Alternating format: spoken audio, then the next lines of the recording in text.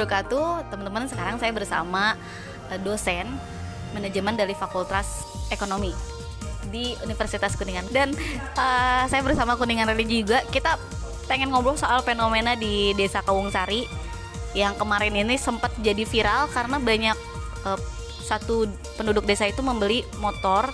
Ada ratusan motor, juga ada yang mobil second itu mendadak beli seperti itu. Nah, kita tanya dulu bagaimana pendapat Ibu Heni selaku dosen di ekonomi, karena ini kan juga berkaitan juga nih Bu. Itu pandangan Ibu tentang hal yang kayak gitu di Desa Kawungsari itu gimana Bu? Fenomena di Desa Kawungsari sedikit saya coba ulas ya, bahwa di Desa Kawungsari itu menerima ganti untung pembayaran tanah dengan pembangunan Waduk Ciliwung.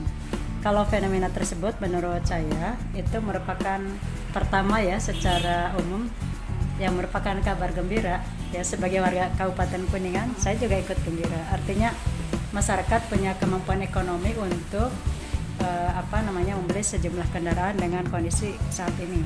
Itu pertama dari sisi itu kabar gembira ya.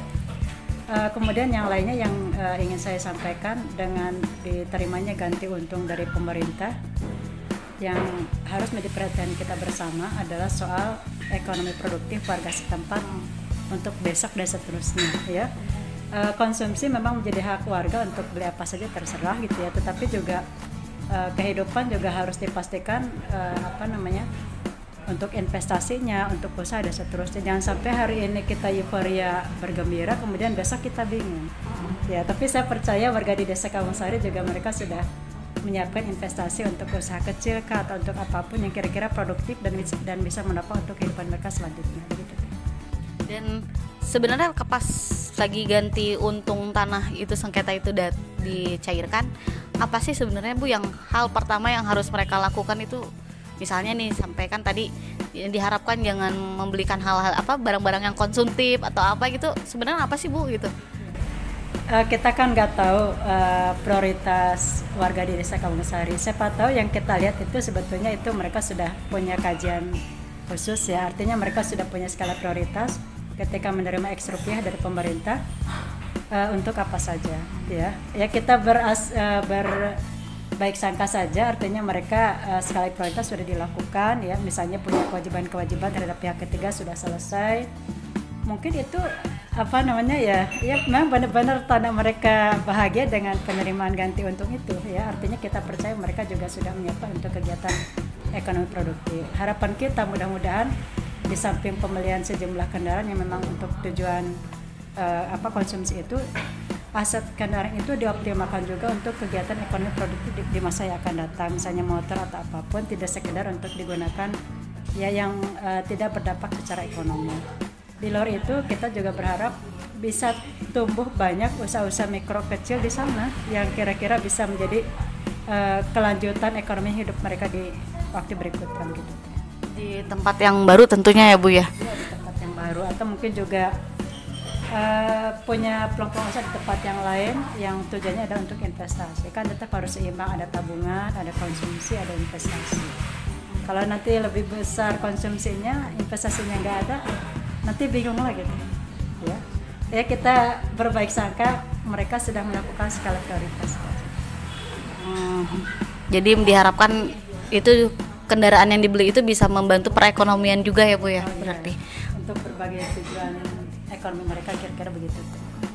Dan melihat dari kabupaten, di satu sisi kan kemarin Kabupaten Kuningan menjadi juara ya Bu ya, juara sebagai kabupaten termiskin se-Jawa Barat. Dari fenomena Desa Kawungsari yang membeli ratusan motor, terus sekarang itu ada kaitannya nggak sih Bu sebenarnya kayak gitu? Kaitan apa nih? Dengan pembelian atau borong, apakah itu juga bisa meningkatkan pendapatan per kapita atau apa gimana gitu? Ya, untuk desa setempat tentu kabar baiknya mereka ada tambahan uang saku ya, uang untuk menopang kehidupan mereka. Itu untuk Desa Kawungsari. Kalau mau kita terapkan untuk fenomena yang tadi disebutkan sebagai juara di Jawa Barat gitu ya, saya kira itu bisa beda situasi ya, karena lain desa, lain kecamatan tentu beda persoalan. Tapi paling tidak persoalan pelik soal ekonomi di desa Kawungsari bisa terbantu dengan cairnya ya ganti untung dan kembali. Sementara di tempat yang lain solusi mengatasi kemiskinan ya kita lihat aja nanti bagaimana program pemerintah yang belakangan kan ramai disebutkan sudah menyiapkan sekian M untuk mengatasi persoalan kemiskinan dan disampaikan 3 bulan ya selesai. Ya mudah-mudahan selesai memang. Ya kita simpan saja. Nah, dan ini komentar ini nanti kita akan sandingkan dengan kemarin sempat wawancara dengan anggota DPR RI Dapil 11 yaitu Yanuar Prihatin tentang kemiskinan juga nih Bu. Nah, dia juga kemarin menyampaikan bahwa kabupatennya juga harus kreatif. Begitu, itu benar nggak sih Bu sebenarnya? Kreatif dalam hal apa sih mungkin Bu? Dilihat dari sisinya. Kemiskinan di masa pandemi kita bisa melihat dari berbagai sudut ya Teh. Karena saya nggak punya data nih, jadi sulit bicara sebetulnya yang disebut miskin itu kategorinya apa ya. Kita tahunya kita dapat predikat seperti itu. Tetapi saya kira saya setuju mengatasi kemiskinan itu kita harus tahu akar masalahnya. Kalau akar masalah di masa pandemi ya kemungkinan saja bisa ya bertambah jumlah orang miskin karena orang juga tidak sedikit kehilangan pekerjaan. Ditambah mungkin orang-orang yang selama ini juga belum teratasi masalah di Kabupaten Kuningan. PR ke depan untuk pemerintah kita termasuk perhatian dari legislatif adalah bagaimana bisa menciptakan lapangan pekerjaan. Ya, sektor yang kita punya kan seputar pertanian, wisata, UKM. Nah, anggaran itu bagaimana diarahkan ke 3 sektor itu, ya. Dengan harapan nanti lapangan pekerjaan bisa tercipta di Kabupaten Kuningan secara perlahan angka kemiskinan bisa diturunkan. Ya, yang disebut kreatif ya bagaimana 3 sektor itu kita optimalkan.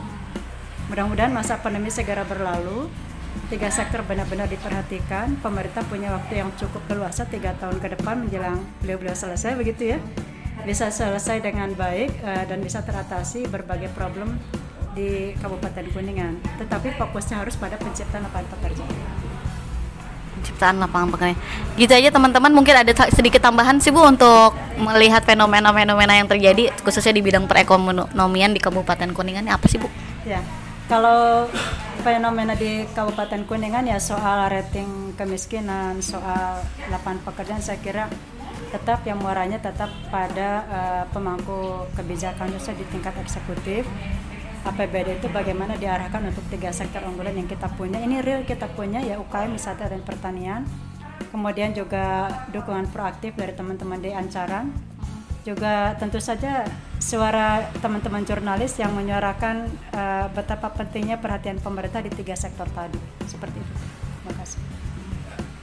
Nah, gitu aja teman-teman, jangan lupa untuk like kuninganreligi.com, channel Kuningan Religi. Terus jangan lupa untuk sering dengerin podcast saya di Neng Andin ya, karena bakal ada yang seru-seru juga menarik. Nanti kedepannya kita bakal ngomongin tentang hari sampah, peringatan sampah nasional ya, sama Bu Heni juga. Assalamualaikum warahmatullahi wabarakatuh.